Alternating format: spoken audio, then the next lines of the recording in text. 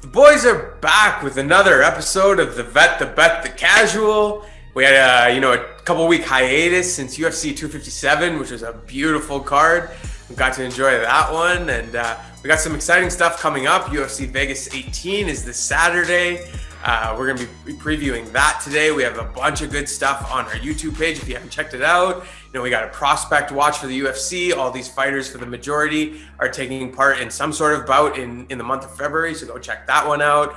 Nice little Packers edit that my boy put together here. Make sure Coincidence! You go check that one out. Coincidence! I was going to say, you dressed like Gangrene today too, And so, yeah, make sure you check that one out. It'll give you a nice little amping up for Super Bowl this Sunday. And, otherwise, how you feeling, my man? Good to see you again.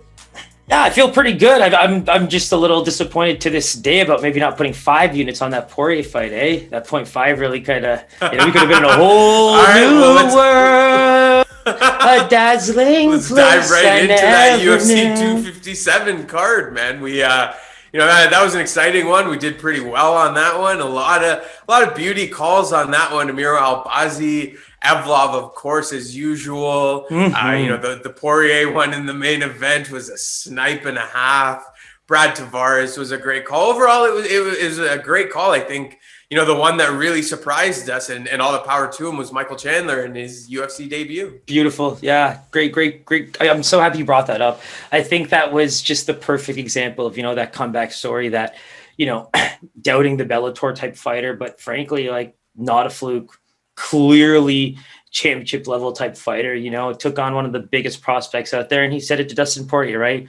Like, I just took out a guy in an under a round that you were trying to take out for 5. So it is what it is. And he looked absolutely phenomenal. The guy's a true athlete, right? I make the joke. This is the same guy that just made weight. From the moment. The moment that bell rung, it was like, okay, this guy's the real deal. He's really dictating this fight. And you could see that power he was loading up with, man. He lands one of those and you could foresee what was going to happen. So. And he said Benson Henderson, who's a, ex-UFC lightweight, he's fallen a little bit far from that, but, did the same thing to him. And people were saying, maybe that's not the same thing as Dan Hooker, but here we go. Like the power is very real. And I make the joke, right? I was just going to say that, but the guy made weight just in case gave Khabib fell out. So the guy is lives and breathes the fighting game. For sure, and I'm looking forward to seeing a few more fights with him. I think, there's some stuff scheduled upcoming with him, I believe. Yeah, there's a chance he might actually jump on that UFC 258 card. So we'll keep an eye on that. Should be happening real soon. Yeah, looking forward to seeing him back in the ring. And without further ado, we'll jump into UFC Vegas 18. Anything else you want to touch on before we dive into this card? I'm ready to get it going.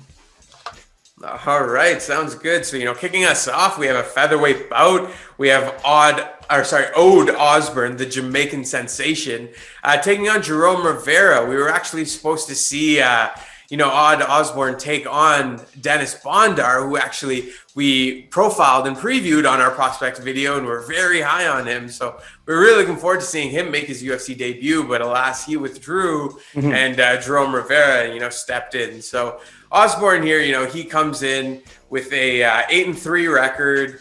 He did lose his UFC debut to Brian Keller, just last month, actually, in a guillotine choke in the first round. He was supposed to fight Dennis Bondar in this fight, but again, that didn't happen. So Jerome Rivera is going to step up. Jerome Rivera, he comes in, he sports a 10-4 record. He's lost his 2 UFC debuts to Tyson Nam, and most recently, we saw him last month against the little Figueiredo brother, who was very dominant in that victory as well. So Rivera is going to look to bounce back here and kind of right the ship on his UFC career. How do you see this fight playing out, man? Yeah, so just a quick touch up there. So the Keller fight was actually last January, of 2020. So he's actually had some time away from the Octagon to kind of get his feet under him, because the big thing with him is he put on that really great showing on the Dana White Contender Series. Now, what did we see there? He had a really, really good start to the first round. I think he's an improving striker, but his grappling's really sneaky. And at the Dana White Contender Series fight was actually a bantamweight. He's going to be fighting at featherweight now. But, Felder kept saying, like, the reach that he had for a bantamweight was absolutely insane.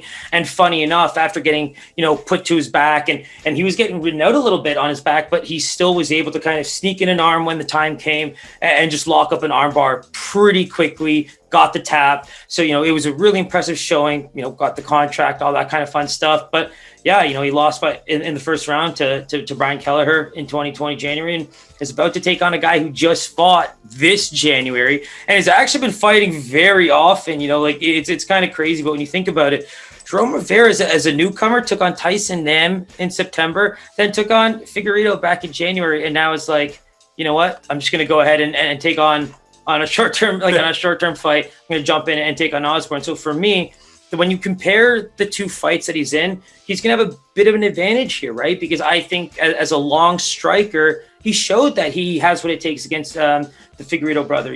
I think Francisco was very dominant from a control time perspective. I think he was able to get the takedowns that he needed. It was definitely the experienced fighter from that regard, an MMA fighter. But again, Rivera really did show that he has the striking to be at this level. And I think the two fights that he's been in are just against really good veterans, guys that can really, really test him to deep waters and make him really force him to use all aspects of his game.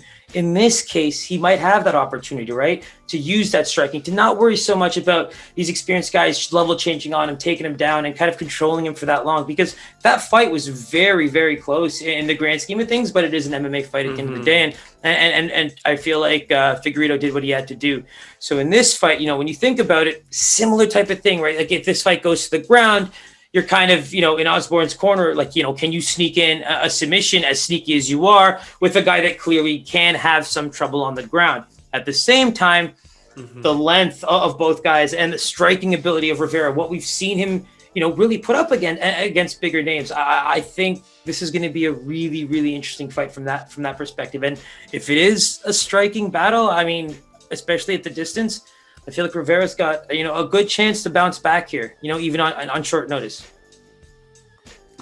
Yeah, for sure. I couldn't agree more in doing a little bit of analysis on this fight. And, before we dive right into the odds here, I will say, this is a line that doesn't exist here on any platform. There is actually no line for this. So we're going to just throw out a guess here. Let's see how close we land. But, no bells will be ringing today. The one point of reference I will give you is that when it was Dennis Bondar versus Ode Osbourne, the line was -160 for Bondar. So if that, helps in your point of reference at all, that was the original line. I have no clue what this line is. There's nothing on OddsShark or anything. Interesting. So let's just see where you think this could line. You know what? Then I'm just going to have, since Vegas doesn't want to give it a line, I'm going to give it a line. And what I think it should be is definitely Jerome Ferreira at that -150 to -170 line. The only reason I think that is fighting's a little different, right? If this guy's able to take a fight that quickly after fighting, in January, there's a reason behind it. He's probably not taking so much damage. He's probably, coming straight into camp. This is not really a short notice fight. This guy's been fighting at a pretty high level, in within the last month here. So I think that's where, like, when even you take a break for that long and you have that, year loss hanging around and you're working towards coming back from that, this is a tough battle, even on that short term, basis. I think it's a tough battle, and I'm willing to give Rivera a -150 to a -170 line there. I think that's a pretty fair line. Like you said, it's not like he's sitting on his couch eating potato chips, right? He's been ready to roll. So exactly. Stay tuned for that one. Once the lines do get released, if we do have a pick for this one, we'll be sure to post it for you guys. And so that brings us to our next fight. It's a featherweight bout. We got Youssef Zalal on one side. We got Seung Choi on the other side. Youssef Zalal, that's someone that... why are you laughing? I love the names part. Is like one of my favorite parts. I always anticipate it,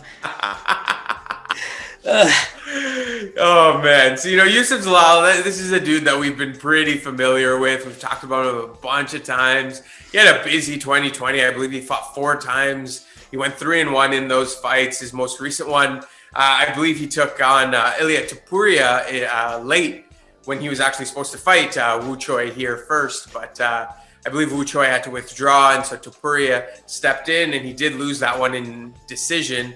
However, he did start out 3-0 in 2020. A couple of really good fights: Austin Lingo, Jordan Griffin, Peter Barrett.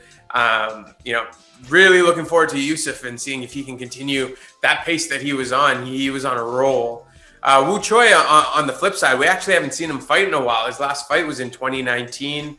He did win that one. That was his first win in the UFC. He lost his first two against a couple of credible dudes in Evlov, who we saw last weekend, and Gavin Tucker, who we've seen kind of beasted up over the last year. So, a couple of credible fights, but Wu Choi did get back on track with his win against Suman Mokhtarian at the end of 2019. We didn't see him fight in 2020. So I'm looking forward to seeing him get back in the ring in 2021 and see what he can do against Mr. Zalal here. 7 months in, the man still calls it a ring and not an octagon. I love you to death, my boy. He's a boxing fan. Give him a break. So right now, I believe in a few years, he's the kind of guys that are going to be headlining cards. I really believe that there's some skill here. I believe that with the right development, Youssef Zalal obviously looks like the real deal. I can easily say that the Ilia Topuria Youssef Zalal fight last year was one of my favorite fights of the year. I thought it was absolutely phenomenal. Edge of my seat. I enjoyed it thoroughly. Zalal's grappling in that fight was definitely underrated. I think, at least from a defensive submission perspective, he got out of a lot of dangerous positions, was able to get some of his strikes going. Topuria just has a lot of good energy. I think he did get a little bit tired in that fight, but regardless, he was a workhorse. He was an absolute workhorse, and he put it to him. And it was a great learning experience for Zalal, right? I think that was a fight where he probably didn't feel incredibly out of place, but unfortunately, the other man just was able to do more over the course of 3 rounds.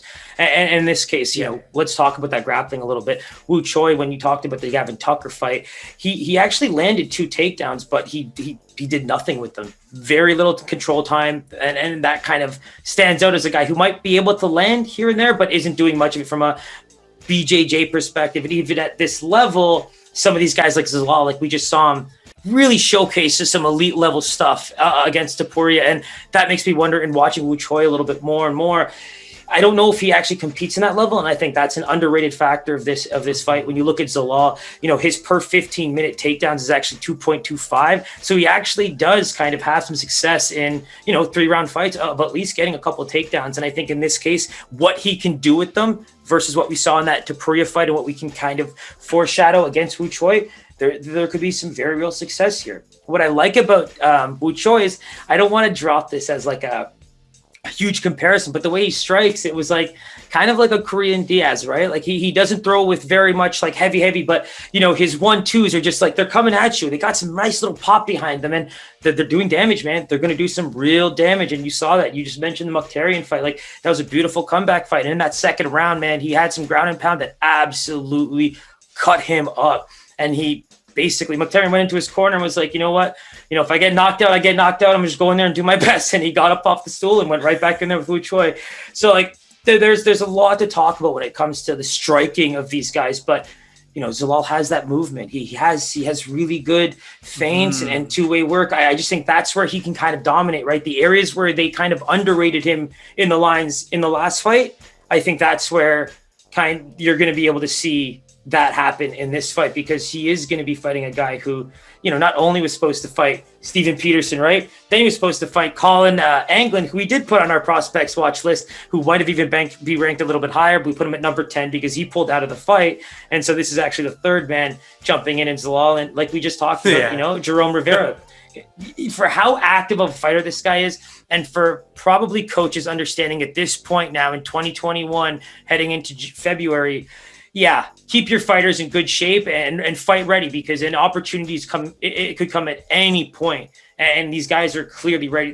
Look at Jerome Rivera, right? These are boys who are ready to just step in and stay ready. So that's kind of the new age, if you will, and I'm enjoying that very much. Yeah, I was gonna say, one thing we've learned about the UFC as of late is if they're ringing the bell, you better be ready to answer that call. So. That'll be an interesting take. Before we dive into the lines here, I just had a quick question for you. How much of an impact do you think this long layoff for Wu Choi will have, given the fact that Zalal has been so active in 2020. You know, he's been around the game and this bubble life and the COVID life. While, you know, this is going to be pretty fresh for Wu Choi. Yeah, well, see, I think the main thing for him is how good he is at what he does. Like, you're hoping that time, we just talked about a previous fight, right? Ode Osbourne's going to be going into that fight against the guy who very much has what it takes to at least win a striking battle. We don't know what happens when it goes to the ground and all that kind of stuff. But in this fight, Choi's a big name from a prospect and undercard perspective, right? Like, he's the kind of guy that you've looked forward to fighting. So I don't think we're losing much there. He just needs to actually bring those changes and make use of that time. Because in terms of a, you know, comparison, I don't think it's crazy, you know, out of this world to think that he can win this fight from a good striking performance, you know, if he's able to avoid the takedowns and all that kind of stuff. Like, I'm just saying, like, fights are fights, right? Like, and that's where we're just dealing with two very, very good prospects. And to answer your question even more directly, I think this fight actually will be the answer, right? This is a perfect example of where the fighter with so much potential gets that time to really focus on what he might need to work on, especially after ending what was a losing streak against two, you know, very good fighters. One who I believe is completely like Movsar Evloev, to me, is an elite MMA fighter. Gavin Tucker shows me very good signs of an elite MMA fighter. So that's where, for me, those losses coupled with the win, add on the time to get even better. I think it's a different perspective than you can give, say, you know, the last fighter versus what we have going into this fight. True. Makes sense. I like that take on things. So, you know, let's dive right into the line here. I'm assuming you can assume who the favorite is here. So let's see what number you land on. And your question leads right into my line, right? It's why I'm not going to give Zalal a minus 300 or minus 350 line. I simply don't see it. I believe that his edge is going to be primarily in movement and changing levels and maybe working into the ground. So I'm going to say Youssef Zalal at minus 200. I can't put him much higher, maybe minus 210. But I think that's a really good number for him because, you know, Wu Choi just have those great strikes. You got that bell ready? You got that bell ready? Oh, yes, sir. Yes, sir. Let's kick it off, man. First one that we actually had a line for. You hit the bell, so it's a great start. He is a minus 250 favorite. And that line has been still pretty impact. It's still the same on 365 right now. So, you know, I can only assume he did not open at that, and it's just gone higher and higher. I mean, the lowest I ever saw him monitoring the lines in the last week has been minus 230. So it has still kind of hovered still around there. Beautiful. He deserves the line, in my opinion. You know, he does not deserve the 300s, but, you know, like I said, striker's game. If it's a striker's game, we'll see. But Youssef Zalal is a great striker too. Yeah, for sure. Stay tuned for those picks, and we'll see if we take anything in this fight. All right, and that leads us into a couple of nice ladies bouts that we have on this prelim card. The first one we got is in a flyweight division. We got Molly McCann taking on Lara Procopio. Yeah? Procopio. Oh, it's a hard C there. Hard C. You know, so we got Molly McCann coming in 10-3 record. We got Lara coming in 6-1 record. Both girls lost their UFC debuts. Molly McCann, we saw take on Taila Santos in 2020. Lost that one in decision. Lara, we actually saw fight Karol Rosa in 2019. She lost that one in split decision. We're going to be seeing Karol Rosa next up as well. So a little intertwining there. What do you have on these girls, man? Yeah, so it's kind of like the perfect example of the striker versus the grappler, right? But the one thing about Procopio is we actually saw really good improved striking against a good striker in Karol Rosa, who we're going to be talking about a little later. I think that via split decision there, the judging was all over the place. You know, this fight had over 200 significant strikes thrown between Procopio and Karol Rosa. Oh, man. Where's my boy Holloway? Holloway's That's like, insane. Holloway's watching that fight and being like, yes, my girls. But like the way I saw it was like Procopio was 0 for 5 in takedowns of that fight. I think the leg kicks really were the separating factor when it came to decision making. It seemed like that was where, you know, Rosa really did kind of have a huge edge over the course of the fight.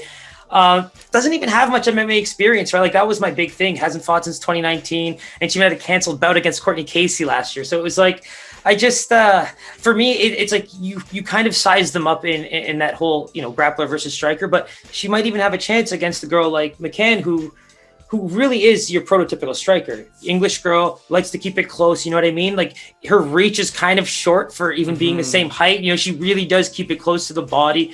I think the one thing I like about her, she shows so much heart. And so I think if she's kind of improved in the grappling game, this might be a fight for her to kind of, you know, really showcase some things. The big thing for her is like she lost to Taylor Santos, right? And we just saw Taylor Santos fight Jillian Robertson. And in both fights, Santos is just looking like the real deal more and more and more and more. And when you look at that fight, like she just absolutely demolished her. You know, it was an absolute, you know, the athleticism I felt like was the big difference there. And so in this fight, she doesn't really have that issue. I think that's where you kind of can give her some of the edge here. And I'll be honest with you, Pies, this was one of the hardest lines for me to even think about because it was just such a comparison of grappler versus striker. And even at the athleticism area, it just, I didn't really know who to give the edge to. And the reach is ridiculous when you look at the listing at the amount of inches that separate them, despite the similar height. So I don't even know if that was 5.5 inches is huge. I just don't. I can't even. I didn't even want to say it loud because I don't even know if it's true. Like I doubt it. Like I might need to find multiple sources or something like that. But that's why this fight for me, it's close in just where you would analyze it as just that classic fight between two girls who really do stack up athletically.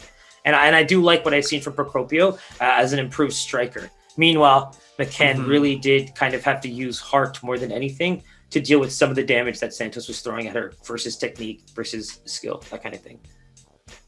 For sure. And it's going to be interesting to see, you know, which fighter is able to utilize their strengths the most. And that's kind of what's going to define this fight. So, you know, let's dive right into the lines here. Who do you see as being the favorite in this one?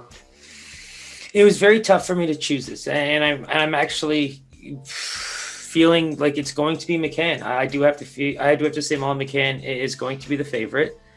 And I want to say, like, I have a line here, and I don't even know if I believe it myself, but I'm going to go with minus 190.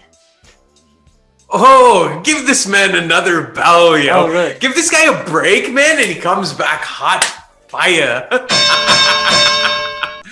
So she is she opened at actually a minus 160 favorite. It is now currently minus 170, moving right up to that minus 190 that you're describing there. So well done. You nailed that one. Now that you know the line, you know, do you lean either way? Still a very tough fight to call. So here's the big thing. If Molly is the good striker, especially with the punches, Procopio got dropped in the third round.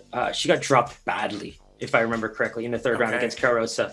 And Rosa looked good still. You know what I mean? Like she in her fights, you can tell that she keeps her wits about her going into the third round. You know, gets a little tired, but as a striker, she really does, you know, hold her own. And that's where I think Procopio felt the worst of that.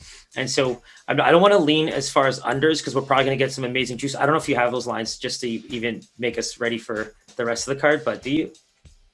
Yes, I do. Sir. Ooh. So like, tell me something like plus 300 or something. For the unders? I want some unders, yeah. So under 2.5 is plus 275. Not bad, under bro. 1.5 is plus 400. So like, here's the thing. Marlon McCann is going to be like a boxing style, you know, fighter. And to be honest, like the power that Rosa showed in that punch, she looked like a powerful striker. So the whole thing is like, I knew the line would be there. Would I sprinkle it? I don't think so, because like even the last time, if you look at she hasn't won a fight via punches since like 2018. So it's one of those things where like I wouldn't really go that. That's why I was like, even in the beginning, I really wouldn't go that far. But I think Molly, even as a parlay bet, a little bit kind of seems like a good play. But I'll be honest, man, with what we've learned with some of our public plays, I think we have the potential here to be very good.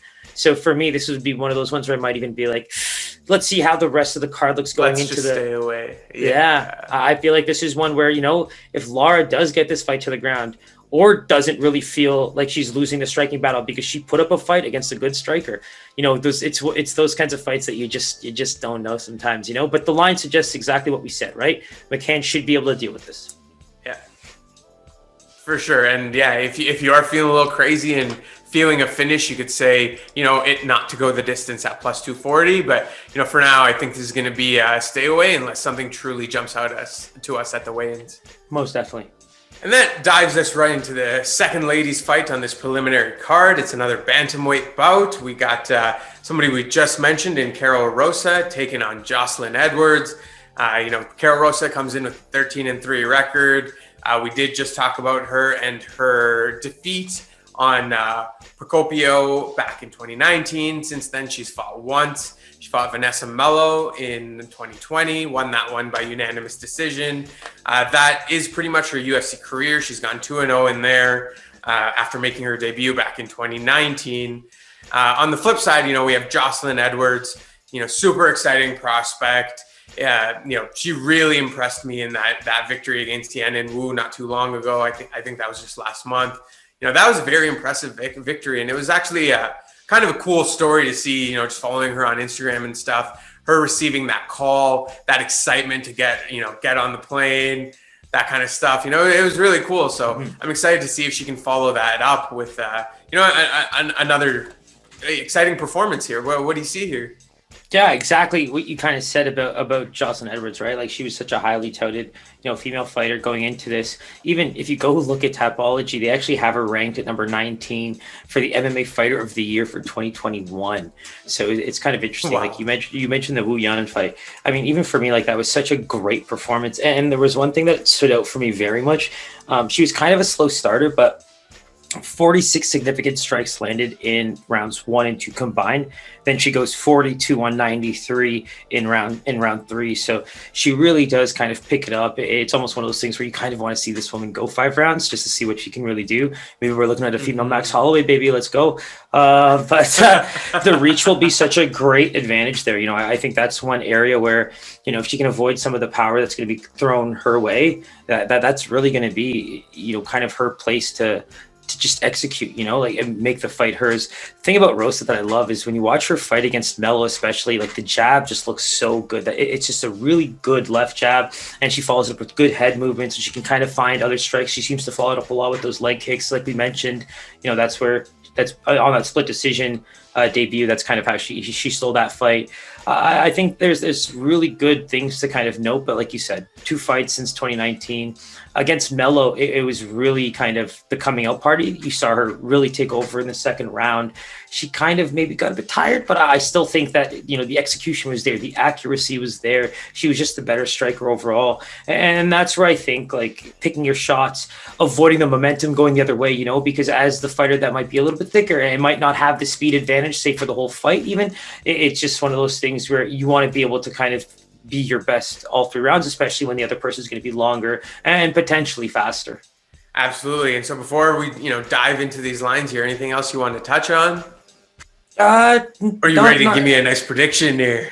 Yeah, I mean, I think I'm ready to go. I think without question, you kind of have to give the edge to Joselyne Edwards. I think there's just got to be enough of a hype train going about her.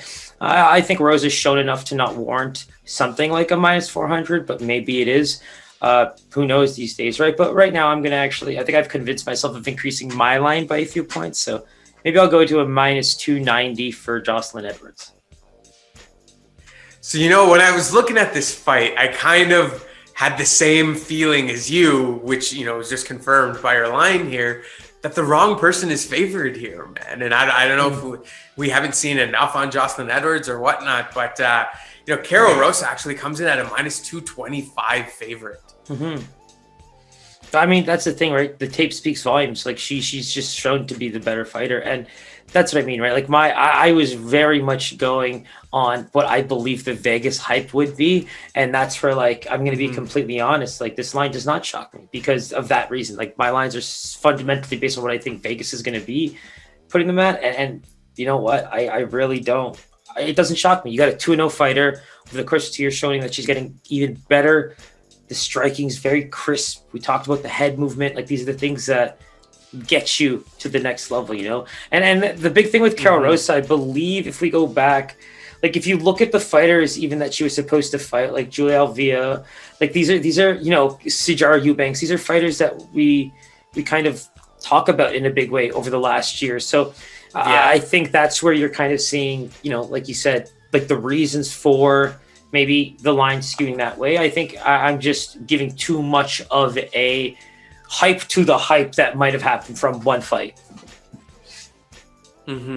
Absolutely. And so in terms of, leans, do you have a play on this one? Do you see value on Joselyne? Is this, what are the over? So that here? let's actually talk about over unders. Like, what are they? I'm just curious. All right, let's look this up. So, Joselyne Edwards, she comes in at a plus 187 dog in this one. The under 1.5 is plus 333. The under 2.5 is plus 200. The fight to not go the distance is plus 175. You know what, man? I can't not think about a sprinkle on Joselyne Edwards.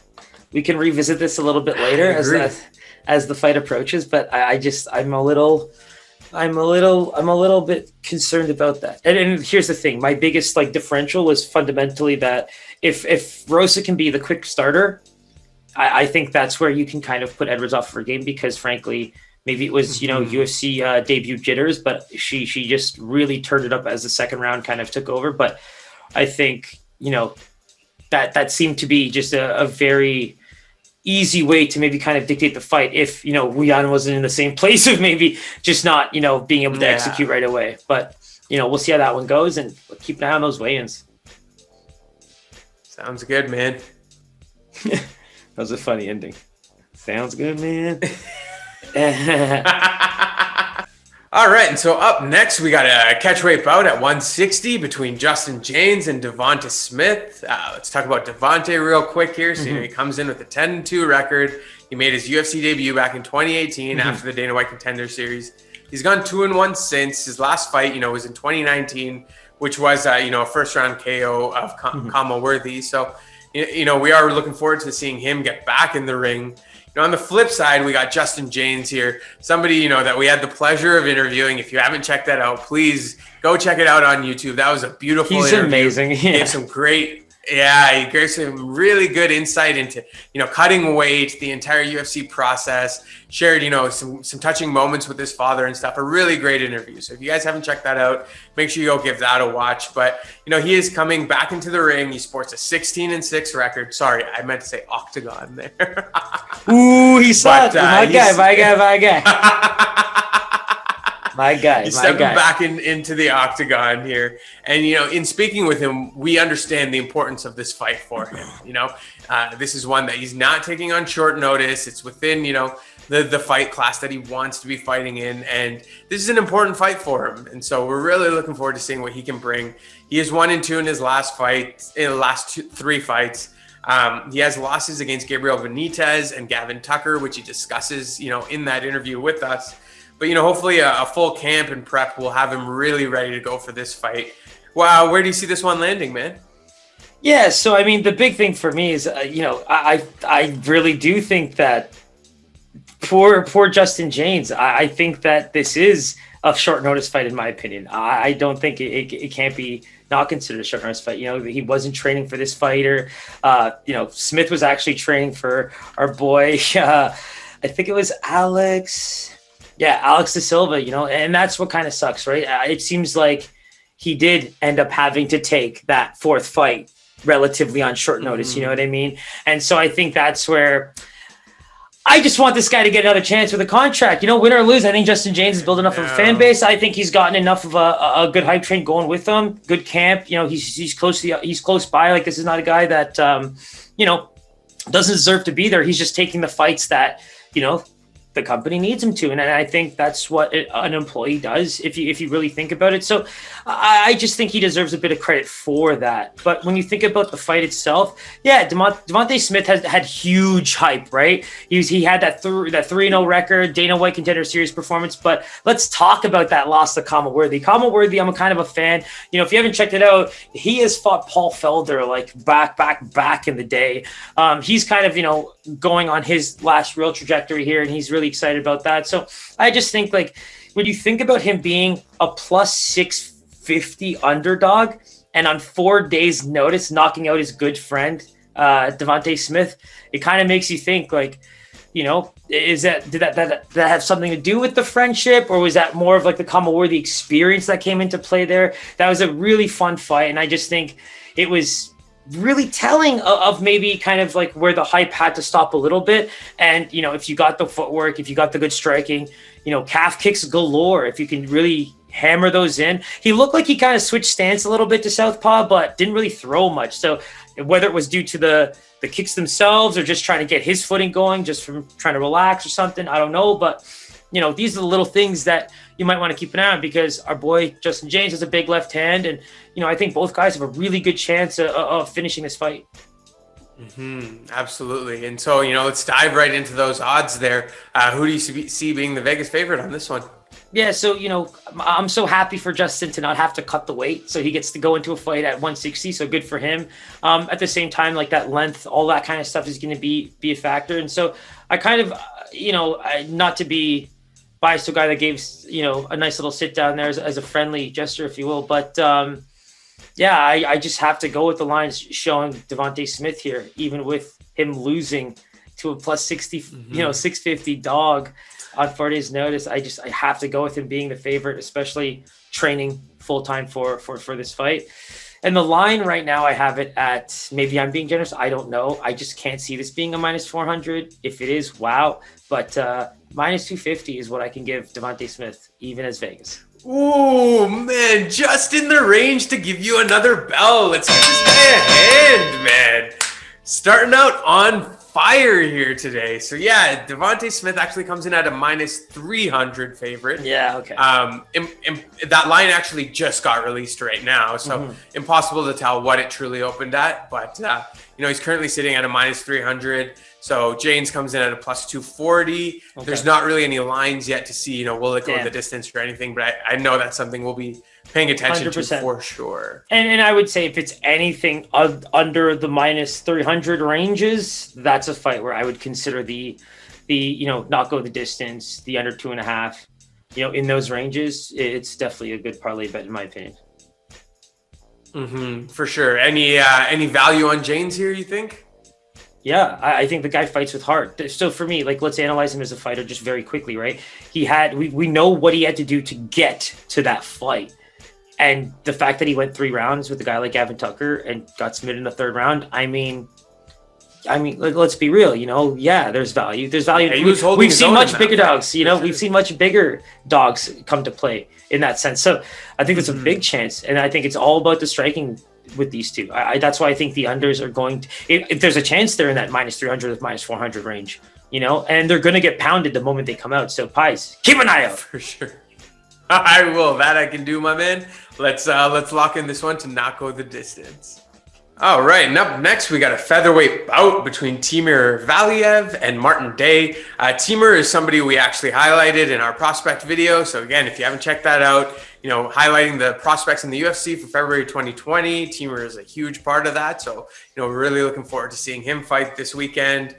He does sport that 16-2 record. He's going to be looking for his first UFC win after that first one ended in a no contest due to a little of that smoky, So that was against Trevin Jones. So, he is going to be looking for that first UFC, win under his belt. He was supposed to take on Julio Arce here, but Arce had to withdraw, and so Martin Day stepped in on short notice, and that's what we're going to get this Saturday.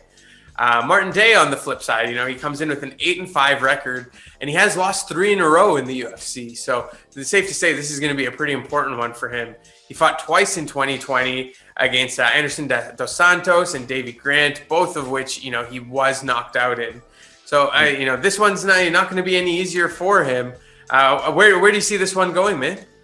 Yeah, so funny enough, he just touched on the video that we talked about. And when you think about how the fights have changed since making that video, I mean, you could make the argument that Valiev is going to actually fall a little bit higher in our rankings from that spot that he was originally in. I think it was 8th. So great showing on Dana White Contender Series, but he did get slept for a little what I consider a bit of that wasn't very disciplined stuff. Heads were down, just got clipped, dropped, fight ended. Got the no contest. This is kind of like a redo debut. That's what I'm going to call it. I'm going to call it a redo debut. So let's talk about how, the leg kicks did some good damage. That's what I really like. If he can keep that chin tucked, keep his hands up, and stay a little bit responsible, he should have an opportunity here. You got the speed on the Martin Day side, coming up from bantamweight. I think, maybe for him not having to do the weight cut might be a really good aspect for him. But at the same time, Valiev is showing that he can attack all 3 levels on the feet. That's what I really like. He didn't really have to showcase too much of the wrestling, but I think in this case, with a striker with a really good striker like Martin Day, it might come into play. You talked about his 0-3 record dating back to 2018. He's 0-2 in 2020. He really is a veteran, just trying to stay in there and keep fighting the best. And I think the feints, level changes, use that speed, stay away from the fence, things like that. You're just gonna have to pot shot and box this man up for 3 rounds. Try to get your knockout punches if you can, but stay disciplined, man. Like that's what it's about. Keep your legs safe.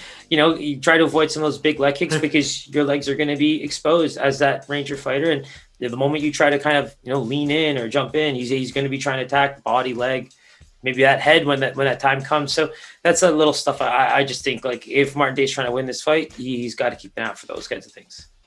Yeah, for sure. Definitely going to have to protect himself against someone like Timur for sure. So, where do you see the Vegas line landing on this one? The line actually just came out on this one. So it's going to be fresh for both of us. Yeah. So let's be real. We know that Valiev's a favorite, correct? Yes. Beautiful. So I'm going to go with the -350 line is what I have written down here. Oh my goodness, dude. That is insane, man. Is there like a way we can give you like a heightened bell for nailing it on the number? Because that's something else. That's like the Price is Right, when you get the Showcase Showdown with $100 and you get both prizes. That's what that shit is. Well done, man. Well done. I feel hyped now. -350 on the dot. You get to take home the boat, the car, and the trip. Well done. I look forward to it, Pies. Let me know where to pick them up. Yeah, we'll have to holler at Drew Carey for that one. So, -350 for that one. Like I said, and it's a new line too, eh? Woo! Yeah. So we don't have anything for the finishes or rounds or anything like that. But on opening line, you nailed it. Timur at -350 on the dot. Shall we say Zalal Valiev part? I knew he was going to ask me. And How can I not, man? I think your confidence level in Valiev should not be. Actually, let's rephrase that. I think your confidence level in Valiev should stay a bit higher than Youssef Zalal's in this very moment, right now, as we speak. Okay. Personally, off the top of my head. Okay. And I think the line dictates that as well. You know what I mean? Yeah, absolutely. Yeah, we're talking to 250 -350. So exactly. Yeah, stay tuned for that one. See if we can take any of these. You might convince me within the hour. All right, and that moves us into a light heavyweight bout. We got Mike Rodriguez on one end. We got Danilo Marques on the other. This is going to be a great one as well. We got Danilo, who sports a 10-2 record. He seems to only take one fight a year going back to his history. It seems like, that he fills his quota and doesn't take any more. So, this might be his one for 2021. Let's see. But he did make his UFC debut back in 2020 at UFC 253 against Khadis Ibragimov. He won that one by decision, and it'll be interesting to see if he can carry that momentum on to the Mike Rodriguez bout. Now, on the flip side, we got Mike Rodriguez. He rocks at 11-5 record. How somebody voluntarily uses a nickname of slow, I won't understand, but maybe that's part of his tactic there. So, but this guy, he won the Dana White Contender Series back in 2017. He's gone 2-3 in the UFC since. He did beat Marcin Prachnio, who actually saw beat Khalil Roundtree a few weeks ago. And big upset, solid showing from a guy who did not deserve to be that brutal of a line. Continue, for sure. And then that loss, it was followed up with that loss to Ed Herman by Kamaru, which we were actually just talking about before, as the low blow fight. So shed some light on that one for us. Yeah. So when you think back to Mikey Rodriguez's fight, he looked great. He looked absolutely phenomenal.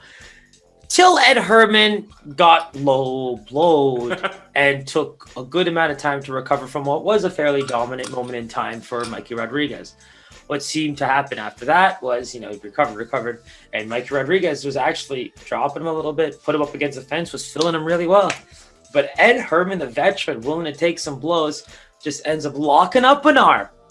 All right, just takes his sweet time, finds his way over, rolls him over, sweeps him.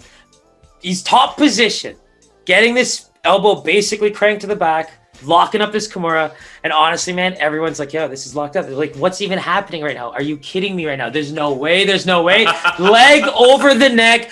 Boom. Tapped almost immediately, if I remember correctly. Bro, that has to be one of the most memorable fights of 2020. No one wants to talk about it because it's probably just so outrageous, but so it's controversial for sure. It's insane. And Bisping, as usual, the most fun guy to have for moments like those, goes in and just basically talks to Ederman directly about it. Was it a low blow? I know, right? And so, that the outside of that, he looked great, right? He looked absolutely great in that fight. Slow. I mean, I think it reflects in kind of how he fights. He's a pretty big counter puncher. Yes. He likes to kind of wait for his moments. Well, talk about waiting for your moments. Can we talk about Danilo Marques? Now, my tone changes on purpose. He's a really good BJJ fighter. He likes to kind of get it in close and ride the back, and he did that a lot for the third round against Ibrahimov. But I would not call that fight exciting, my man. Let's talk about how he landed 4 of 16 takedown attempts, 2 of 6 in the third round. So he very much, is just trying to get in there. And this really, this is a stat where where my heart lies. You know where my heart lies, bro.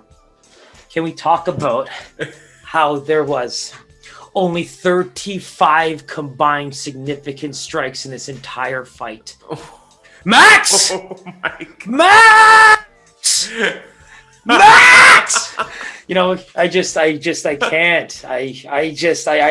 The moment I saw that, I'm like, oh my God. I can't even, I watched probably 2.5 rounds of that, and I couldn't continue. It was just one of those. No, that's snack time for sure.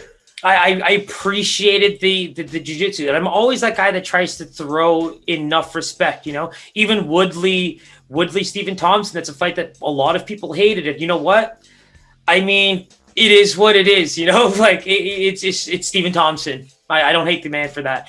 But it's funny, case, you do find a way to appreciate these types of things, Yeah, but in this case, that's what you can imagine what I'm getting at here.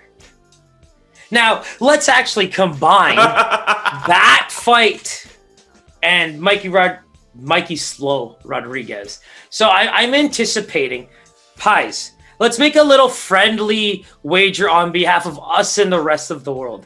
Between fights of Michael Johnson and Clay Guida and Valiev and Martin Day, watch the tempo just change. People are not going to be ready for this little dip and this up. It's just going to be, so interesting to enjoy. And I mean, I truly believe it. Mikey Rodriguez could come out and just demolish this man and maybe save that from happening.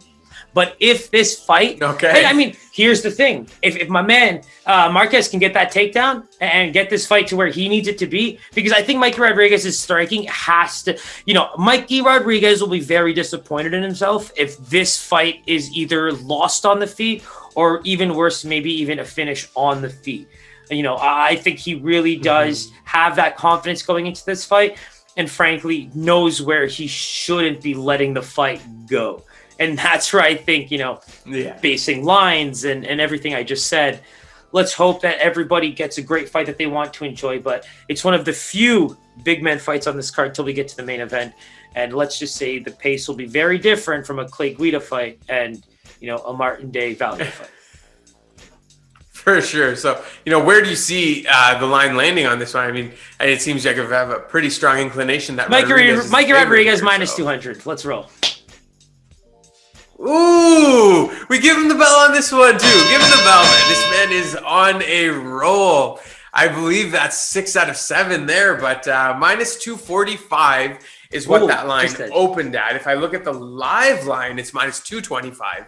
Even closer to what you were thinking there. Yeah, exactly. Okay. Shall we glance at what this fight would be to go to the distance? Yeah, sure. I mean, we could say yes at plus 275. Yeah, so that's interesting because I think there is a shot here that Mikey Rodriguez ends this fight.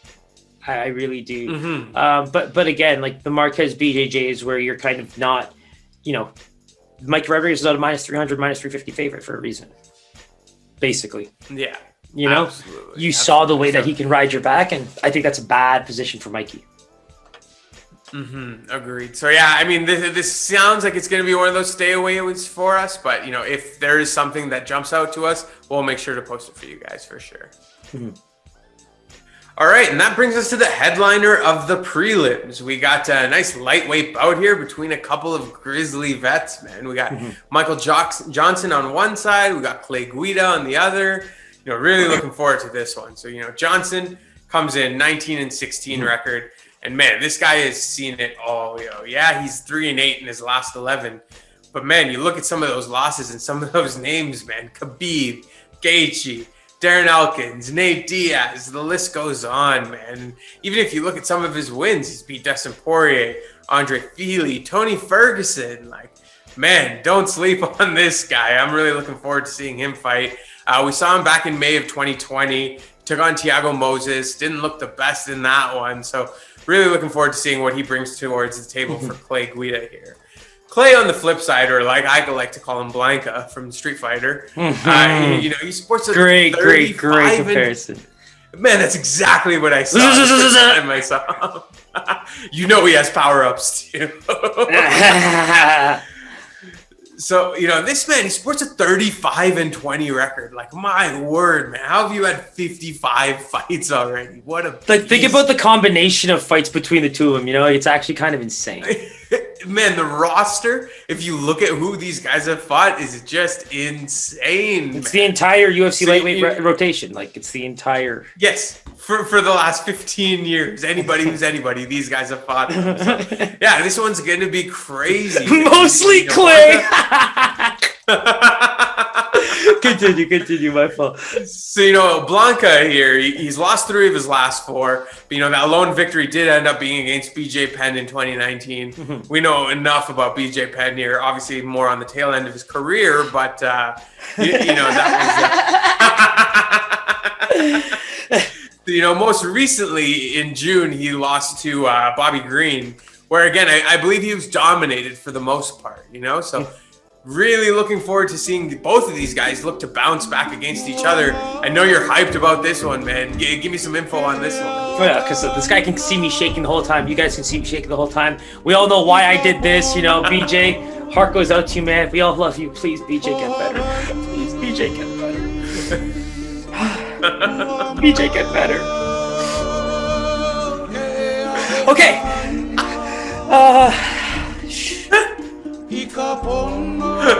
Shake it off. All right. So Michael Johnson's actually one of my favorite fighters. Period. This dates back to 2010 because he's been technically a UFC fighter since his early 20s. His tough is one of the best ones ever. And Jonathan Brookings, who he lost to in the final, was actually considered one of the most highly touted prospects at the time.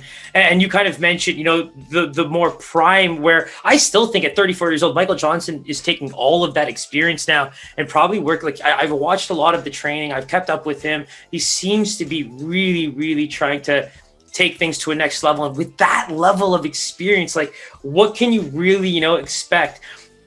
The little things I didn't like is even in the last fight, right? Like he was absolutely dominating. And unfortunately, he got locked in an ankle lock. I'm not talking about Ken Shamrock, type ankle lock, but like it was some smooth, sneaky groundwork that just lost him a fight that he very much looked like he was winning.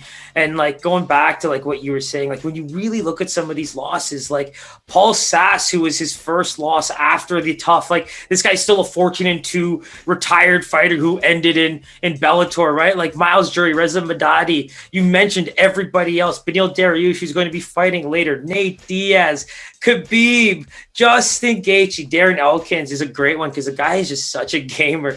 And Josh Emmett, like these are big names for me. And Josh Emmett, like, can we talk about this man basically recovering from an ACL right now after winning on a torn ACL against Shane Burgos, and not just winning, but landing that shot that he loves to land? I mean, it's just an insane story, right? So when you think about the that Michael Johnson is losing to. And even if you want to add that UFC, I think that tough is an example of a tough where those fights are basically UFC level fights, you know, and you know, I unfortunately not the same amount of rounds and that kind of thing, but you know, his record is very misleading. I think it might be, in my opinion, the most misleading record in MMA. It's just like the men he has fought throughout his 20s. It's just like Max Holloway, except Max Holloway is your LeBron James of mixed martial arts. Like, what do you want me to say? You know, he's not going to win every title, but he'll be there.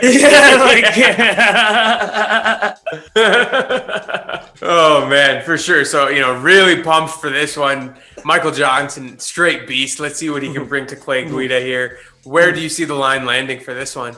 Yeah, so Grizzly Vet, you said it best, right? Gas tank always will be the thing that Clay Guida's remembered for. I think that the overs and stuff like that are sprinkleable, but I think the lines just, I won't know what they look like. And frankly, he's just on that tail end, right? So I want to say Michael Johnson's a favorite. If I look at my current line, I think I've currently hyped myself up to change mine without even looking. I might have to increase this line, but you know, I just love, like you said, the experience that Guida brings. But again, it's going to be wrestling. It's going to be, you know, if he doesn't do much of the ground and pound with the wrestling, they're going to stand him up anyway. So it's like, when you even get those moments to be opportunistic, you got to use it. And I think that's where I've convinced myself to increase my line, because I think that Michael Johnson will actually be able to deal with a lot of what he brings, even from an offensive perspective. So let's say that Vegas knows this as well. So I'm going to increase my line by 20 points and go Michael Johnson minus 205. Oh my goodness, man. Who is this man and where did Suki go? Yo, holy shit. Man is just sniping these right now. So Michael Johnson opened at a minus 225 favorite. Wow. He's currently minus 220, right in line with kind of what you were saying there. Yeah, so well done. Let's give him another bell here. Let's give him a round of applause. Fantastic showing in the prelims. He's a minus 220. Any of these other lines you want to kind of explore before we move on from this one? Well, yeah, like, I mean, let's see. I mean, I think Michael Johnson is an underrated wrestler, but I think that he also has to have kind of that wit about him, right? Like the constant pressure from Guida is what you have to deal with. So I kind of want to see what like the decision looks like. You know, what are the points for Michael Johnson? So Michael Johnson to win by decision is actually plus 140. He's very favored in that respect. So, the knockout is plus 220.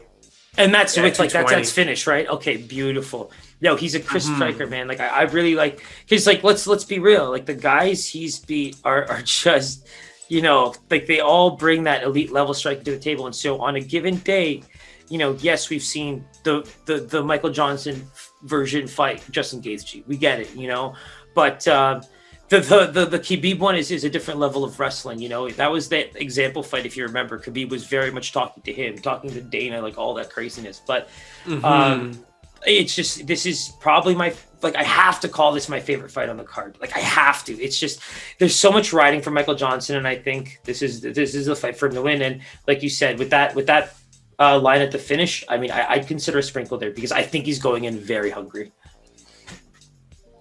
Yeah, you can also take the fight not to go the distance at plus 137. Great odds there. If you want to take the under 2.5, it's plus 162. Under 1.5 is plus 275. So, you know, some things for us to explore as the week approaches, but looks like we're going to be leaning Michael Johnson's way. The few things we can probably lean, my man, is like the finish by Clay. I just think if he does win, he might not be able to get the back and kind of get that classic rear naked choke type old school finish, but he might be able to kind of keep the wrestling against the fence, avoid all these strikes and that kind of thing. So, I mean, when we have to analyze that, it's like if we sprinkle the Michael Johnson finish, sure. But I mean, I think the way you usually think with that whole points and the overs, stuff like that, like there's a little bit of value there, especially that minus 1.5, that kind of thing.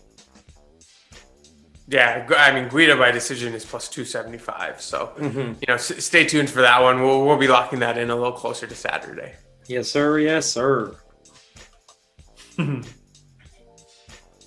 All right, and so that moves us on to the main card, and what a main card it's going to be. Kicking us off, We have a nice lightweight bout. We got Beneil Dariush on one side and Diego Ferreira on the other. He got it, yo. Ferreira, he got it. He was there. That's my guy. All right, so we got Diego on one side. He has that clean 17-2 record, 8-2 in the UFC, dating back to 2014.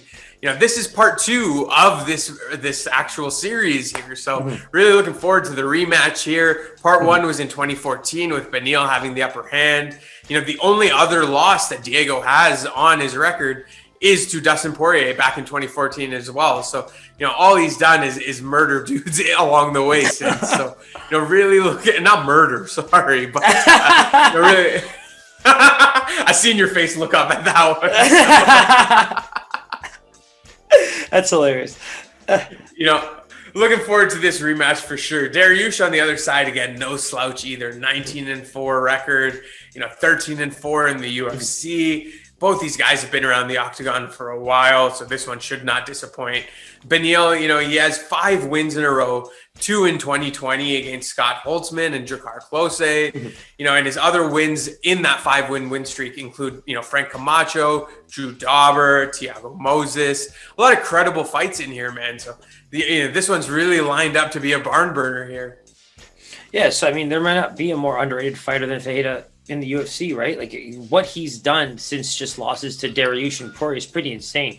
This man basically became an LFA champion, then just transitioned to the UFC, only lost those 2 fights, and is basically sitting at what looks to be one of the most immaculate records in the UFC, with where these 2 fighters are at. Because let's talk about Beneil Dariush putting together what looks to be one of the best highlight reels in his last 4 fights. Every single finish is absolutely beautiful. He's got a walk off. Like he's been demolishing people. And when you think about his losses, they're only to beasts. Alexander Hernandez on the come up, who was feeling absolutely confident as hell when that was going on, but then he met some real walls. Then you got Barbosa, you got Chiesa, and Ramsey Nijem. And I know you might not remember that name, but Ramsey Nijem was a big prospect back in the day. And when you look at some of these lightweights, they've all kind of touched that type of sauce when you know that they're in their mid-30s or anything like that. But I feel like all of the fighters he fought at that point in time were all very, very credible UFC fighters. And so, you're looking at what seems to be one of the closest fights on the card. And frankly, with how good Ferreira's striking is getting to complement that jiu-jitsu, even in the first fight, I remember towards the end of the first, it was very late, but he started trying to lock up a leg and, didn't really look too deep. And then, end of the round, so who knows what was going to happen. You can't really predict much like that. But little things like that, right? If the fight does go, 3 rounds and all those kinds of things, it's going to be fun to watch. I think this fight, it definitely has the most riding on it. Both guys are just ready for that next level, right? Like if there's anyone knocking on the door, dark horses, if you will, when it comes to this division, it's definitely these guys, right? Like you have to give them that bump. And I think with a win, they're knocking on the door of some very big names.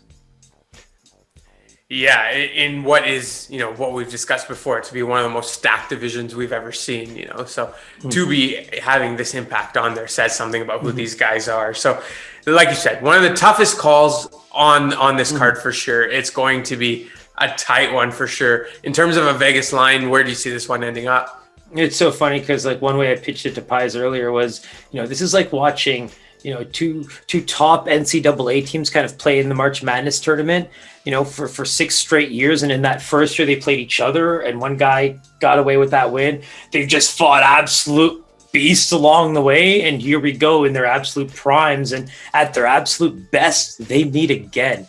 Like, so you think about it, like in that context, it's just like an absolute phenomenal fight because, if the last one was the Sweet 16, this is probably the Elite 8, like this is the big, I was going to say, this is like some Gonzaga, Wisconsin Elite 8 shit right here. This is going to be a beautiful one. And so with that said, I don't think either man deserves to be more than a -150. So I'm strategically going to call this fight a pick'em. All right. That deserves a bell too. Let's give him that bell on this one for sure. Ferreira actually comes in at a -125 favorite. So what he opened at, it's what it's been. That's pretty much a pick 'em. Plus 100 on Dariush here. So beautiful. God, Ding, ding, ding, ding, ding, ding, you want to ding. explore on these lines? Oh yeah. I got tired of hitting that bell, man. Yeah, I know, right? So let's actually look at some unders in this fight. These guys are on fire right now, man. Their striking is just.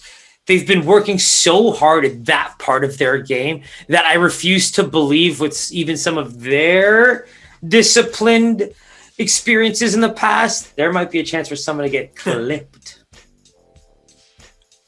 Yeah, so, the fight to go the distance is actually a pick-up, minus 120 on either side. So, you get under 2.5 at plus 100, under 1.5 at plus 175. Wow, I actually like that. I like the 2.5 at plus money. I think that's actually an interesting bet, just for whether even if it's a half unit. Like, I'm actually not even thinking sprinkle. Like, I think that's an interesting. Like, that's how much I think their striking has improved. We're not seeing maybe Fajitas as much on display as Dariush's, but trust me when I tell you that Fajita is an absolute workhorse, and he's confident enough in his ground game that is primarily what he's working on. His Muay Thai, his boxing, like power shots, putting combos together, footwork, things to might even set up takedowns, changing levels. I think these are the things he wants to get better at, and it's what's making him a better fighter. And so right now, with both of these guys lining up where they're becoming elite mixed martial artists with ridiculous striking, Mr. Dustin Poirier, that's kind of what we're seeing right now. For sure. So stay tuned for that one. That does look like there's a little bit of value on the under there. But again, before we lock anything, we'll be sure to post it for you guys for sure. So up next, we got a featherweight bout between Cory Sandhagen and Askar. I believe that's his name, and not to be confused with Askar Askarov. My boy, those Askarov. My dude, let's go. That's my dude, eh? I was like, oh, is this the same person? No, definitely my not. Dude, so, let's go. Sandhagen, he comes in. Yeah, Sandhagen, he comes in 19-3-1 record, 5-2 in the UFC. He went 1-1 in 2020 last year with a win against Brian Keller and losing in a unanimous decision to Jimmy Rivera. I remember that one, pretty specifically back in July. So he's going to be looking to bounce back from that one. Askar on the flip side, man, 11-1 record, nickname of AK-47, not a dude I would want to mess around with for sure. He's making his UFC debut on Saturday. So, shed a little bit of light on me for this one, please. Well, yeah. So, I mean, it's very interesting, right? I think Cory Sandhagen is a top level fighter to watch. You know what I mean? I think this guy, when you talk about his last two fights being Jimmy Rivera last summer, which was an amazing fight, he did lose, and Aljamain Sterling in 2018, like, come on now. This guy's the real deal. Only 2 losses since 2014. And he was supposed to fight a big name, in our opinion, Mara Devlici, who we've covered several times, but he pulled out. So did Andre Ewell. And so here comes Askar. And as my colleague here pointed out very eloquently, not to be confused with Askarov. So, he's a pretty big prospect. He made his name pretty much in LFA. You could make the assumption maybe he was on his way to a title shot, that kind of thing. And I think he has a chance to make a name for himself on the main card here. But when you watch him fight, I mean, not the kind of guy you want to just rush in and kind of put your hands down and be overconfident with. There was a fight that I watched, which was basically his only career loss to Saidiyokubuk Kakramanov, and he lost in 39 seconds. And frankly, well done. Thank you, sir. And he pushed forward fairly recklessly and got absolutely clipped. And he was landing prior to that. So for the good 30 seconds, I would say, like, he was kind of doing what he wanted, was talking a little too much maybe. And had his hands down and just got clipped, absolutely fell to the mat. My understanding is Kakramanov was supposed to be signed to the UFC. We could have seen him at some point last year, but now he's actually, set to fight like a regional type of card. So, I'm looking forward to seeing him fight again soon. Okay. But I think Askar has a shot here. This is very short notice, and I think it comes at a very opportune time for him. But I don't know how many hungrier fighters you can really describe when you think about, Sandhagen. I think what he's brought to the UFC, Jimmy Rivera, I think, was a very similar fighter, and we kind of saw them really clash. That was like watching two Rams just and I think for him, it's just, it's like, it's going to be a lot of like mixing levels and enjoying that wrestling aspect of it. I think I think this is his fight to win, man. You know, he was supposed to fight an absolute beast in Merab. We've seen just absolute dominant folks, and right now he's getting a fight where a predominant striker who is going to gain confidence with landing more and more shots. But I think he's about to deal with something very real. Yeah, absolutely. And so, you know, let's touch on the line a little bit here. Let's see if we can get you off that high horse a little bit. I believe you've gone 8 of 9 so far. So let's see if you can keep that streak going. Where do you see this line landing? So here's the thing, because we've actually established so many of the other lines, and looking at the rest of the card, it's very difficult. Like, you know, my guy, you know, Cory, I love him to death, but just no way should he be the biggest favorite on the card. I refuse to believe that. You go just a couple fights up to Marion Renault, you know, I just don't see Jason being, you know, that type of a prospect to get that type of a line. So where I'm going with this is I hope and understand that Cory Sandhagen deserves to be the biggest favorite on this card. And so with that said, I'm going to take a stab at where this line should be, because I do think he deserves that. And if there's a lot of hype on Askar, so be it. But Vegas should understand that this is outside of that length and all that kind of funny business. This man is the real deal. So I'm going to shoot with, I mean, based on everything you've told me, let's just go with minus 400, Cory Sandhagen. Fuck off, man. Oh, I don't even like to swear, man. But man, as if that's what you bring out in me, man. You're gonna win two showcase showdowns in the same show. No man. way! No way! Man, you're gonna bring Bob Barker out of retirement. No way! No way! No way! No way! You're kidding. That close, eh? Minus 400 on the dot. Oh on my god! Oh my god! Wow. Wow. If this man didn't have such good analysis leading up to this, I would think he's cheating for sure. Yeah, I would too, man. I would too. Oof. I don't think I've ever secondary markets for this in terms of. I don't think I've had a more fired up moment. I don't think it's like I haven't been really. Oh man, you haven't nailed shit like this. I'm on a. That was to nail the odds to the exact is nuts, man. All the power to you. We don't have any secondary markets for this, so we can't look at round betting or finish yet. But you know, he does come in at a minus 400. Askar times 2 is plus 300. So that's what the lines currently sit at. My boy, let's just say I came to play with you. You know, it is what it is. I mean, I told you with this card, I was looking forward to it. A lot of mans I'm excited to watch, and so let's keep it rolling, baby. Let's keep it rolling. Yeah, let's keep it moving. If there's anything we see value-wise in there, we'll let you guys know. But yeah, let's keep going, because this main card is one to be fired up for. Mm-hmm. That takes us into the next fight here. So we got a flyweight bout between Alexander the Cannibal Pantoja. What a name, man. Oh, nickname, full name, everything. Just well done, Mr. and Mrs. Pantoja as well. You know, he's taking on a prospect making his UFC debut, actually, in Beneil Cape here. So Pantoja sports that 22-5 record. He was rolling quite nicely in the UFC until he ran into, you know, the champ in Figueiredo. That kind of derailed him, and he lost that one in decision back in 2019. But he has gone 1-1 since. He beat Matt Schnell by knockout in the first round, and then he did lose a disappointing one to Askar Askarov by decision back in July. Beneil, on the flip side, you know, he rocks a 15-4 record, but he is making his UFC debut on Saturday. It seems like he's really dominated the regional scene in Portugal, and he's found some success in the Ryzen League. So he's really poised to, you know, make that UFC debut. Another notable nickname for me, Starboy.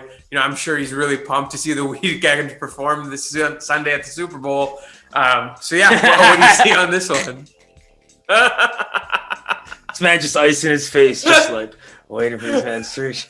All right, so you know what? Like, let's singing his jam, yo. Singing his jam. Yeah, I know, right? So right now, I'm glad you did it and I didn't. So. You know. The way I see this one, I mean, Cape is, like you said, dominated regionally in Portugal, but the big thing is like in rising out of Japan, made a huge name for himself, beat guys like Mizugaki, obviously towards the tail end of his career, but he did kind of end his run in Japan as the new bantamweight champion for Rizin. So he does bring that hype. So he is bringing some of that Japanese crowd, some of that Rizin fan crowd with him as he jumps into the octagon. Now, what I like about him is the confidence in his striking. I'm not at all. This is not a technical comparison to Israel Adesanya. Please don't cut me up immediately. But in the way that he kind of like tries to go about his game, like there is some of that sense. The way I've seen some of his kicks land, like his highlight reel does warrant some of that. But let's be honest here, that feint business and all that stuff that Israel's working with is just, it's pornography for the right amount of people. But in any case, we are looking at what is going to be one of the most difficult fights of his life. Let me talk about Alexander Pantoja. For some reason, I don't know what it is with time lining up with this card, but all of the guys that I've fallen in love with via an Ultimate Fighter season are fighting on this card. Michael Johnson ranks very high on that list. And the reason why Pantoja ranks so high on that list is him and Brandon Moreno have a very long history together. And he's actually 2-0 against Brandon Moreno. And their season of tough was one of my favorites. And it's what got me excited for the flyweight division, because we started seeing very skilled guys kind of bring very ruthless technical boxing, Muay Thai, leg kicks, just absolutely devastating. These guys, I would highly recommend watching those fights between both those men, because frankly, it'll have you falling in love with Pantoja and getting extremely excited for this fight. And frankly, like let's continue, right? Brandon Moreno just fought for a title. And Pantoja's only real losses are Dustin Ortiz, Figueiredo, and, like you just said, probably the next man in line for a title shot, Askarov. So I do believe that this is Pantoja's fight to lose as we start to get into the next realm of things. But like I said, outside of all of that unbiasedness, like this is a man that I definitely enjoy watching fighting. And I would consider he's definitely probably my favorite flyweight outside of maybe Brandon Moreno. Both those guys are they made me love the division with my man, Kaikara, because he reminds me of my son. But outside of that, I got to give the edge to Pantoja, just given the name for sure. First class name. Got to give it to him for that one. So, no. In terms of a Vegas line, where do you see this one landing? Yeah, so it's funny, right? Because I think of the irony right now to just hit 2 on the dot. I truly believe that I could get cold feet on this one, because I think that a man deserves to be a certain level of favorite. And I don't know if it's going to be read that way based on the hype around, Cape coming out of Rizin. So I'm going to stick to my gut here and go with Pantoja at minus 200. Ooh, based on the original opening line, I'm going to give you that bell, because you're right at the 50 mark. Okay. Yeah. So, Pantoja actually opened at a minus 150. Since then, it has dropped. It's a minus 135 currently. Oh, wow. Okay. So we're going to give you that bell on this one for sure. Because I did originally have him at a 190. I might have to stop accepting this 58 range. That might be the new rule going into these next few fights. We'll talk about that later. But, my original line for him was minus 190. So I was just going to let you kind of go with that point, just to kind of finish off what you were saying there. Yeah, so, even more in line with the current line here. Cape comes in at a plus 110, which, was actually surprising to me, given the fact that he's making his UFC debut against somebody with so much credibility. But that kind of goes to show the level of prospect that he really is. Exactly. In terms, for sure. In terms of finishing, do you see any value on an over-under here? I can tell you right now, without even looking, I'm pretty sure my boy Pantoja has never even been finished. I don't even think he's lost by a knockout or submission. I'm pretty sure you can check that right now, but I'm pretty sure he's only ever lost by decision. Wow. Like even Askarov. Right, well, that's saying something. But because even Askarov, and what about his finishes? Oh, but that's my point, right? Like, here's the thing. The line, if you want to talk about a line that shook me right now, this line shook me a little bit. You're talking about a guy who has fought a title challenge, the most recent title challenger twice and beat him, and lost to, obviously, like we just said. And I actually think he took a round against Askarov. I think it was the second. He definitely did not lose that like on a 30-27, 30-27, 30-27. I do not believe. So that's where I just think that even with that said, like that line might be the one that I disagree with by far of anything you've told me so far. That one has shook me to my core. I'm not even lying to you. Oof. Well, I think that's his way of saying we're going to be on Pantoja this Saturday. So, but we have to figure out what's hard and what's not. Right, what's hard and what's not. What's hard and what's not. What's hard and what's not. That's the this question. line. It didn't make sense. It didn't make sense to me either. I don't have any bias in this fight, and this line did not make sense to me either. I did just confirm you're right. Pantoja has never been finished. His 3 main losses were all by decision. So you're right there. If there is value in Pantoja maybe going to decision, that's a plus 300, man. Wow. So Pantoja to finish is plus 175, but that to win by decision is plus 300. So might see a little sprinkle action there. That's insane, man. Because I'm wow. That could be the most Paisan spooky bet ever when it comes to the bet the casual. Stay tuned for that one. Jesus. And honestly, I see a ton of value in that because the fight to go the distance is not heavily favored on either side, right? So, it's pretty much a pick 'em on whether the fight will go the distance. And if we have a strong lean on Pantoja to get plus 300 for him to win that fight in decision, those numbers, that's music to my ears for sure. Can you believe the juice coming in on a man that has never fought in the UFC against a man who has fought? I can't. The man who fought in the last title fight 3 times in total. Can you believe that? Wow. That line is shocking. I'm shocked. Yeah. Yo, there must be some serious juice. Like just everybody that loves this man must just be throwing dollar bills at this man because I see the hype train. This man is definitely getting he's getting international flavor money for sure. What I'm thinking, Pies, is we need to dive into some very technical aspects of this fight. I'm talking Dan Hardy level type diving into some fights right now because that could end up being the biggest bet we ever lay unless we see something go completely absolutely. sideways. So stay tuned for that one. We'll be posting our public place for this one 100%. Wow. Just wow.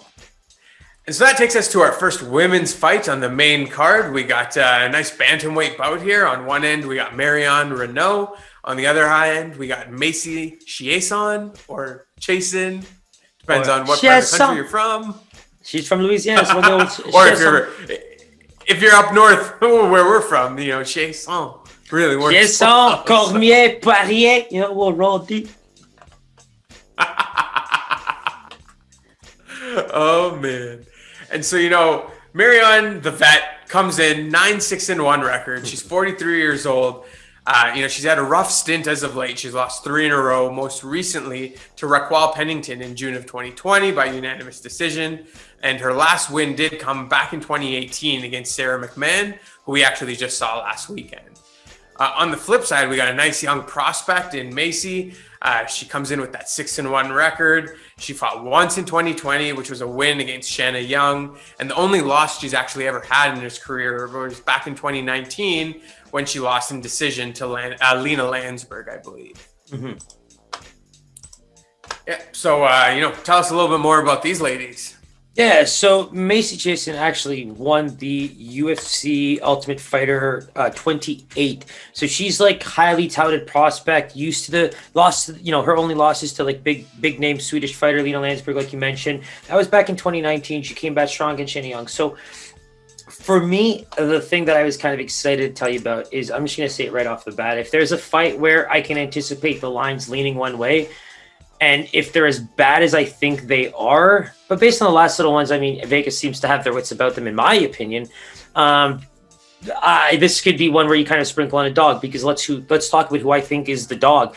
Marion Renault is going to have a very, very poor reach advantage. She's going to have a lot of things working against her, hype, everything. Like you said, she's 0-3 in the last 3 fights dating back to 2018. Kat Zingano, though, Yana Kunitskaya, though, Raquel Pennington, as you mentioned, though, and wins over like Sarah McMahon, who just kind of, showed off her what she can do a little bit in the last fight that she kind of put together. So what I like here is that you kind of have the veteran trying to go for one last little, fight here. And, she's not getting one of these big name, I guess, older veteran fighters, but she is getting, say, one of the biggest prospects in the game. So I'm kind of excited to see, maybe we see something sneaky. Maybe the striking is something she can deal with. But I was looking at some of the stats. I mean, when you consider the fact that even her striking defense is almost at 60%, striking accuracy is at 41% because she's a pretty good grappler. Even her takedown actually is 71% versus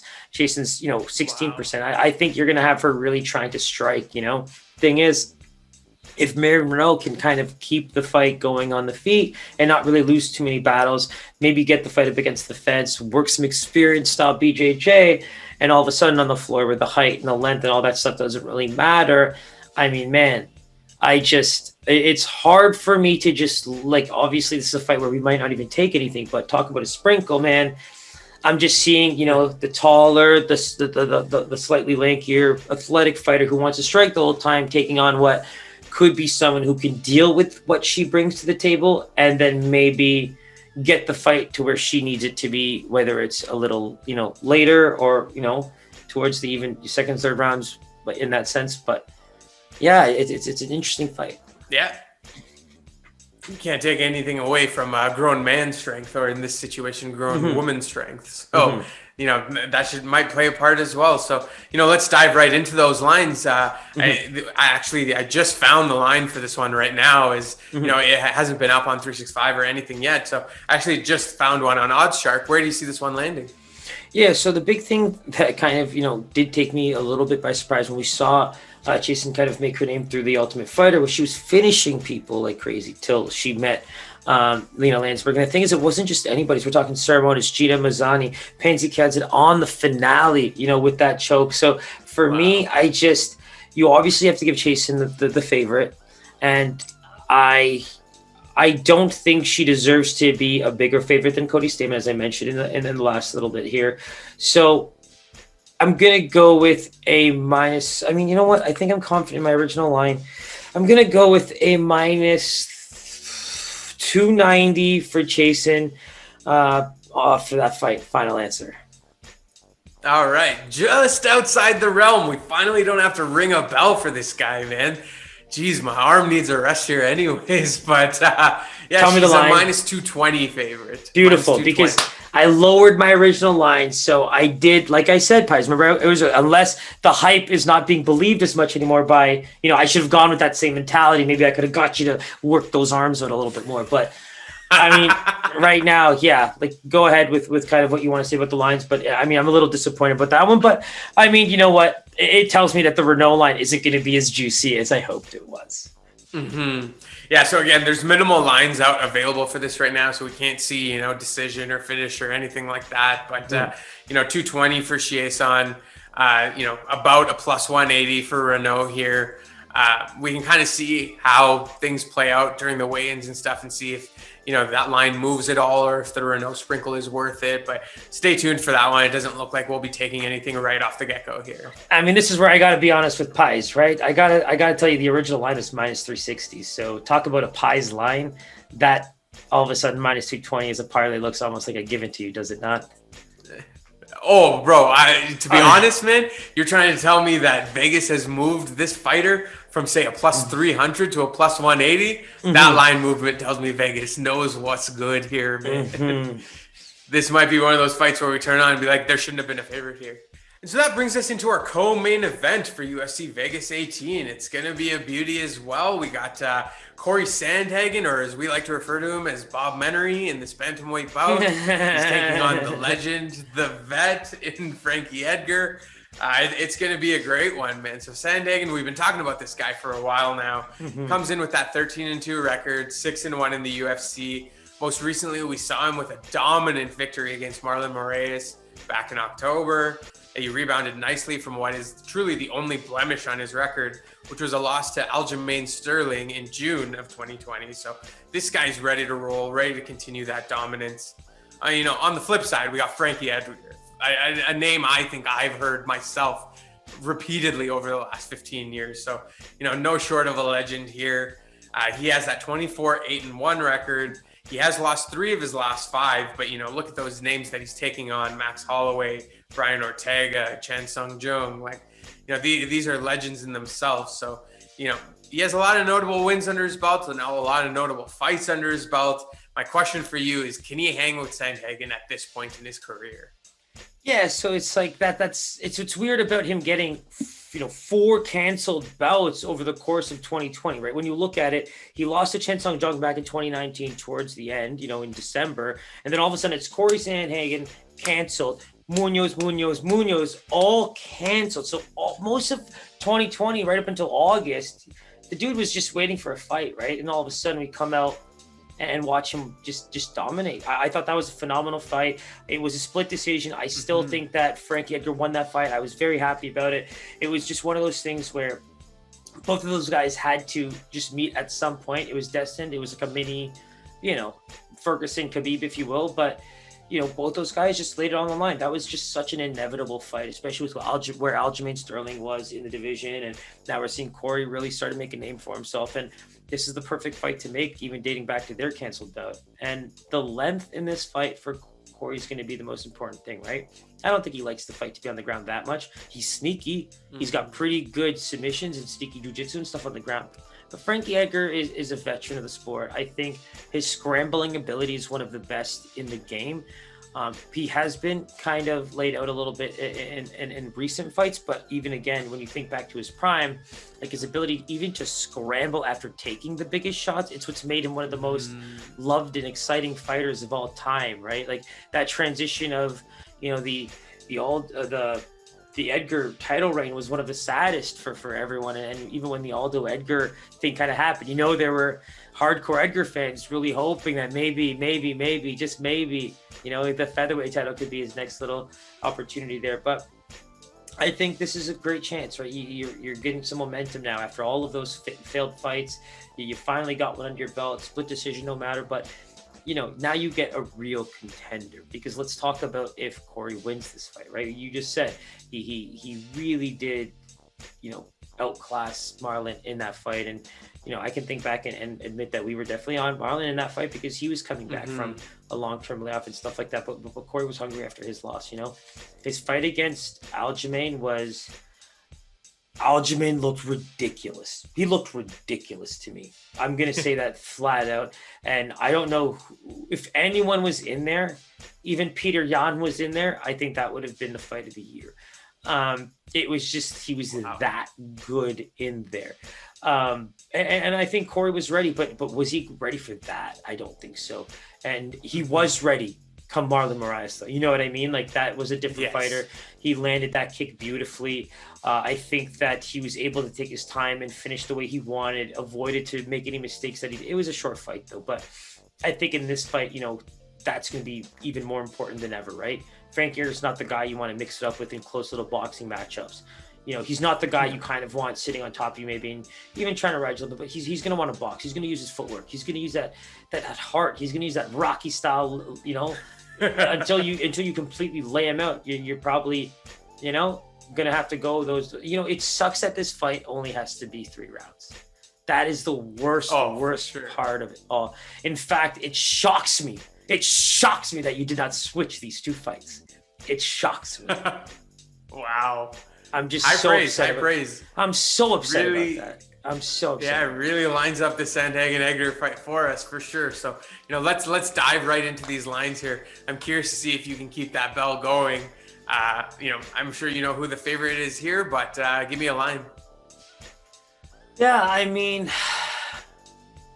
Cory could easily get a line of above minus 250, but not minus 300.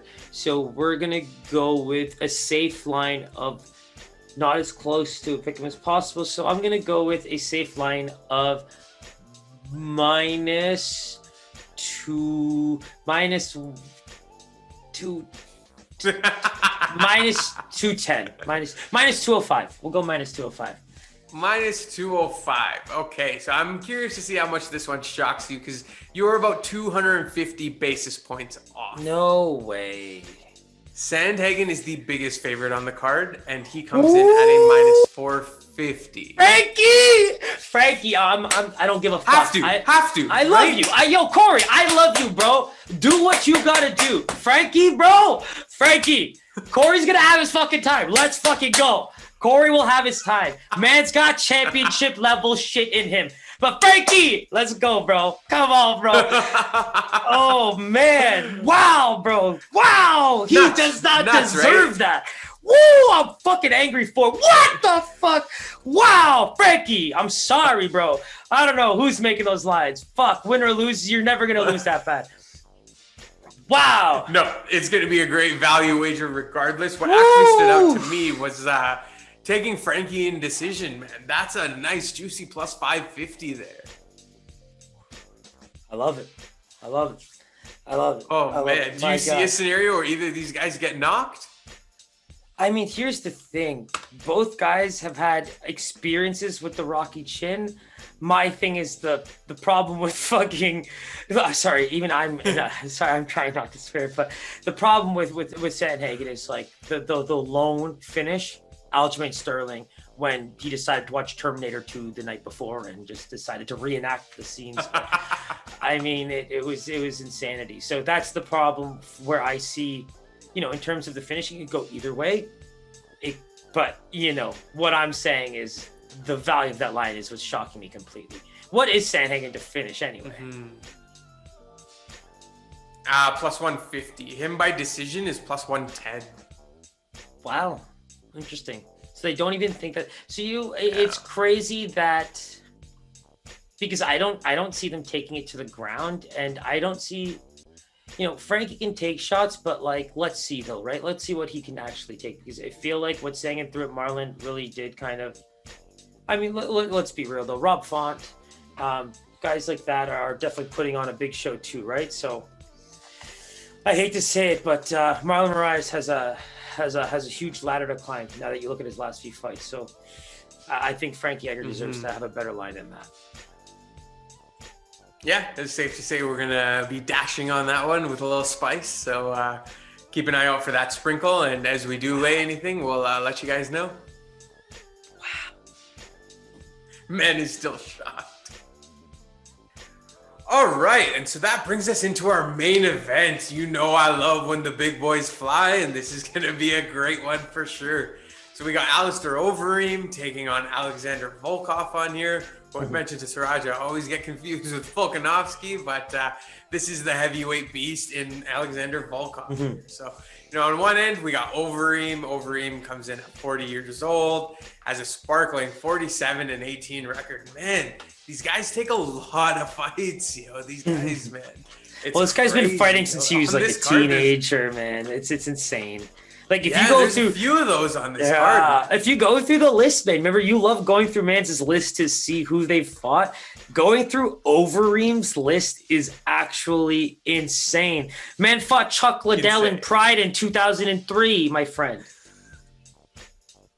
Are you kidding me? Are you kidding me? That is he's so nuts, man. It's so hilarious, man. He's a when you talk about legend of the sport, if there was a long-term Hall of Fame, Overeem's one of your first inductees, man. Just for everything for the sport. He's fought in every major.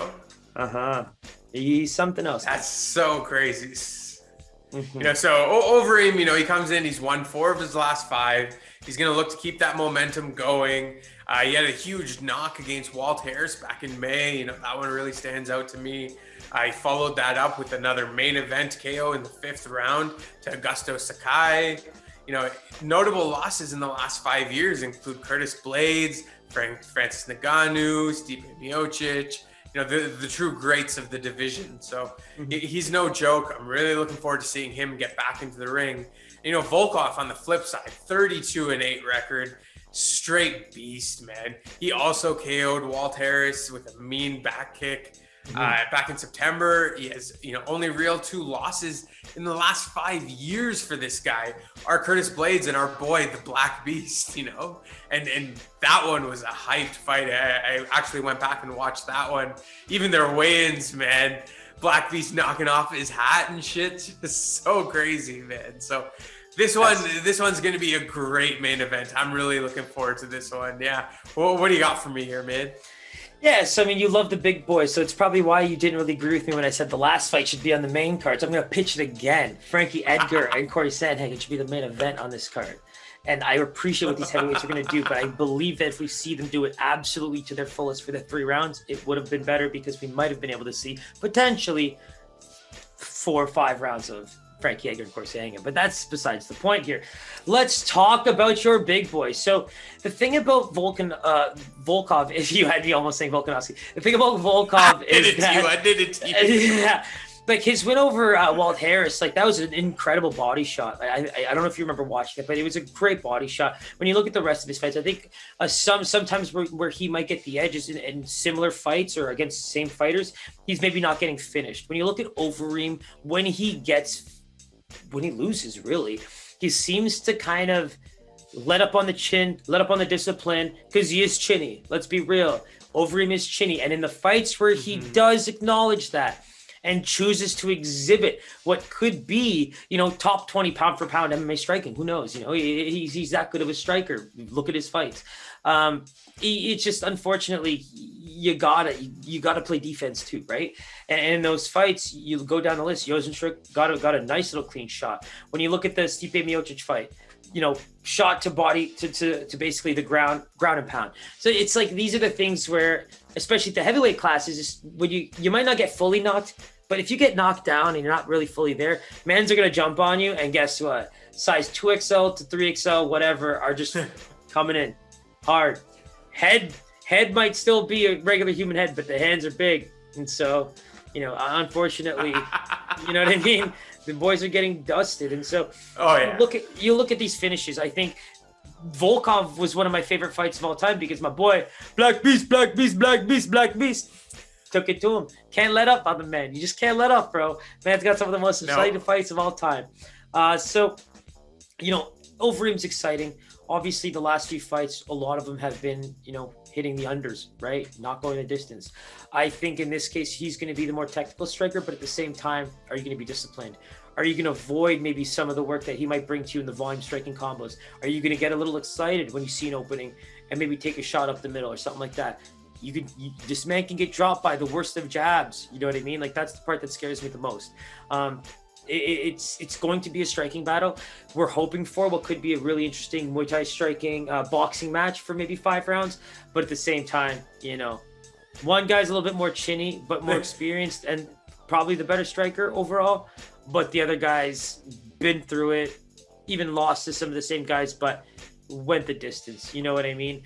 And that's where, like, unfortunately, as much as I believe one guy should be the favorite, I think another guy is. Well, let's dive right into that since you seem to have some inclination there. Who's your Vegas pick here? Yeah, so it's like even when I look at the recent, wins, I love what Overeem's put together, but I don't know if it's going to get this same bump as what Volkov has going down the list. The names in the heavyweight division always speak volumes. So it's just really difficult for me to not give Volkov the favorite when his 2 losses are what some consider a lucky showing by Derek Lewis, which I would never consider lucky. And then Curtis Blades, who is basically your next, potential title challenger, right? So I think in all senses, it's going to be Volkov. Obviously, this is ridiculous. If it's a minus 300, I will have to slap somebody if this is in the minus 300 range because it's just undeserved. But he has a chance to finish. I just explained why. So we're going to go with Volkov minus 220. All right. We can finish that off with a nice round of applause. Nice bell for this man. What a showing for He sounds so unexcited. Look at that. This guy sounds so unexcited about hitting so many bells. It's way more exciting when you get them wrong. How fun is it to be like, oh yeah, another one you got right here.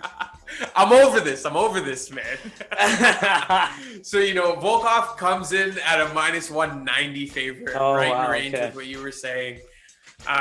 Looking at some of these finish numbers. So, Volkov to finish the fight is plus 120. Him going, to decision is plus 333.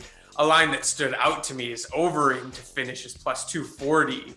I think there's a decent amount of value in that one. And Overeem by decision is plus 700. Wow. Okay. What's interesting is that it's because if you go down, if you go down the list, right? Like even his last fight, like he was able to get it done in the 5th.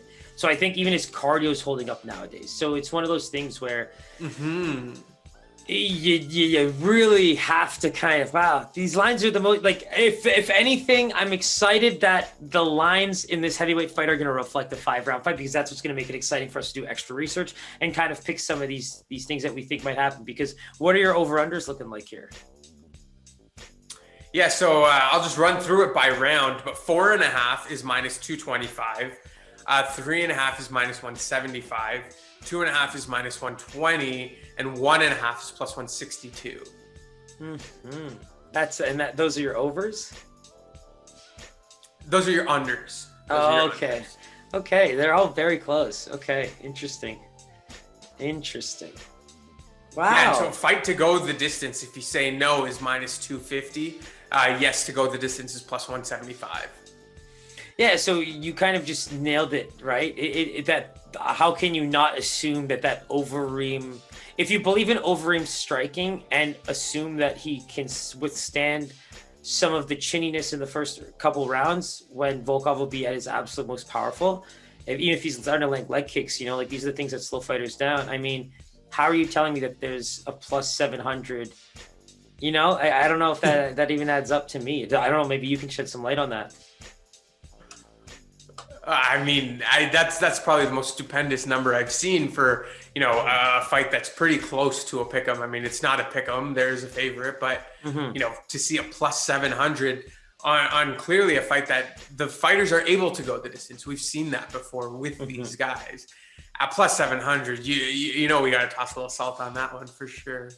Yeah, it's just interesting because I think the juice really comes from, if you go through Overeem's record, when he wins, it's usually via finish. You know what I mean? That's why I think you're getting those juicy numbers, because he's just really. It's actually been a while since he's even had a fight. Like 2017, his fight against Fabricio was his last decision win. So one of those things to keep an eye on is yeah. So I just want us to kind of have that in mind when we go into it, because I love the line. I love it, even with everything we said, because Volkov doesn't really show that. Curtis Blades couldn't really finish him. Derek Lewis is a freak of nature when it comes to power. And Francis Ngannou is in the same boat. So, Overeem's a good technical striker, man. This could be a really interesting process, because if it's a 5-round back and forth, how are you telling me this man is a plus 700 in that realm? Yeah, it's kind of crazy. That's music to my ears. So, make sure you stay tuned for that one. All our picks will be posted. That wraps up UFC Vegas 18. If you haven't already done so, hit that subscribe button, hit that bell button underneath. We have all of our information, Instagram, Twitter. Give us a follow. That's where all our picks are going to go up. Closer to Saturday, we'll have a bunch of content going up. So make sure you give us that subscribe. Lock that in. Anything else, Siraj? That is all, my friend. Always a pleasure. Glad to get it rolling again. Let's get it. With these lines, we better Always a pleasure, dude. Take care. You got it. Peace out.